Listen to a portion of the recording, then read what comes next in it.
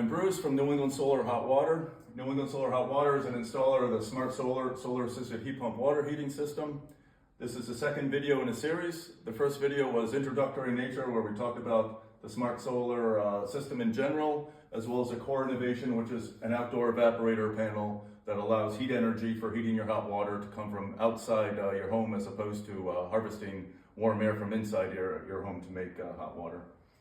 As I describe the technology in these videos, I'm going to talk about two things. I'm going to talk about Smart Solar, but I'm also going to talk about the much more common technology, which is conventional hybrid hot water heater, which is also air source, but of course there's a fan and it's consuming warm air from inside the conditioned space. First thing we'll notice about the Smart Solar configuration is that the heat pump is separate from the storage tank.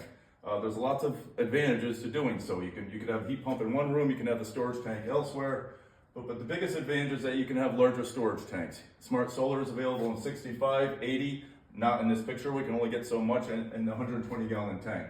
The largest conventional hybrid water heater that's available is 80 gallons. Interestingly, when we started installing these, we thought that on a residential basis, the 120 gallon tank would be extremely rare installation. It turns out there's lots of people who need this much hot water, and for whom the Smart Solar with the 120 gallon tank was the only option.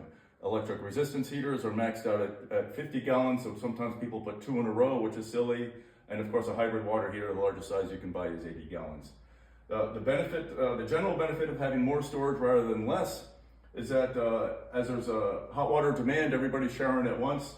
You want as much heat pump generated hot water stored as possible. That means that as you consume the hot water in the tank, hopefully there's enough water in there such that the backup electric element never comes on. Obviously, it's much more expensive to operate the backup electric element for heating your hot water than it is to operate the heat pump. Back to the wall-mounted heat pump unit. This is a 120 volt heat pump. It plugs into a wall outlet. Generally, there's an outlet near your water heater already. If not, it can be installed, of course. This draws between 4 and 7 amps. In most cases in New England, however, we are also wiring up the backup electric element. The goal, again, is to make sure that backup electric element seldom comes on, and we certainly have installations where we didn't wire it up at all, right? People say, I don't ever want the electric element to come on, 80 gallons is enough for my household, and that's the end of it. So that's an introduction to the inside components, and in the next videos, we're going to talk about a more specific comparison between Smart Solar and conventional hybrid hot water heaters, and also we'll get into the economics a little bit, the rebates, the tax incentives, and the operating costs.